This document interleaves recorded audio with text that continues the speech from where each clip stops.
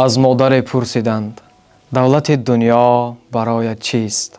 مادر پاسخ داد غیر خوابی راحت طفلم نخواهم دولت دنیا برای من فقط این است و بس.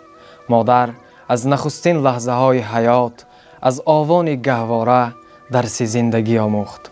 الله مادر نشان زندگی است، جنبش گهواره تاج و تختی است.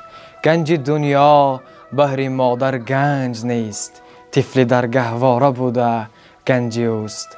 الله مادر چو درسی روزگار می رسد بر گوش ما از کودکی، گویا گهواره مکتب خانه است، درس می گیریم ز پند رودکی. هیچ کس در زندگی نمی تواند عمیق‌تر، صمیمی‌تر و واقعی‌تر از محبت مادر خویش دریابد.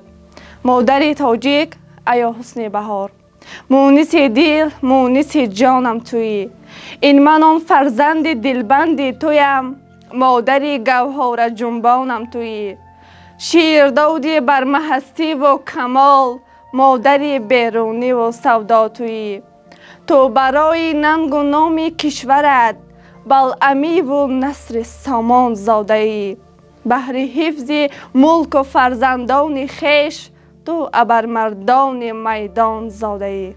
مادر سرچشمه مهر و محبت، شفقت بیکنار و نور حیرت خاندان است. مادر تو آفتابی در زندگی که ما را گرمی و روشنایی میبخشی. مادر سفیدی موی سرت برای فرزندانت راه سفید زندگی است. نبیند سکانت درد مادر، نگیرد چهره تو گرد مادر. اگر که شعله رویت نباشد دلم از زندگانی سرد مادر. بگویند زمره زن دل ندارد، بر عالم تخم نیکویی نکارد. به افسون و فریب و حیله خویش فلک را بر سر اندیشه آرد. دلی که زندگی را ابتدا داد، جراحت های عالم را شفا داد. دلی که بهر پیدای عدالت بر روح شیرمردانش دعا داد. دلی زن نیست، این دل پس دل کیست؟ دلی که رودکی را پند آموخت، چراغ عقل سینا را برافروخت. دلی که در دل شبها نخفته به فردوسی و سعدی قصه آموخت. دلی زن نیست، این دل پس دل کیست؟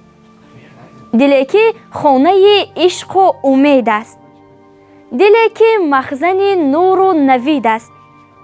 دلی که با همه ساز و گدازش بسان شیر مادرها سفید است. دلی زن نیست، این دل پس دل کیست؟ خدا داند که بی زن زندگی نیست. عیدتان مبارک باشد مادران عزیز.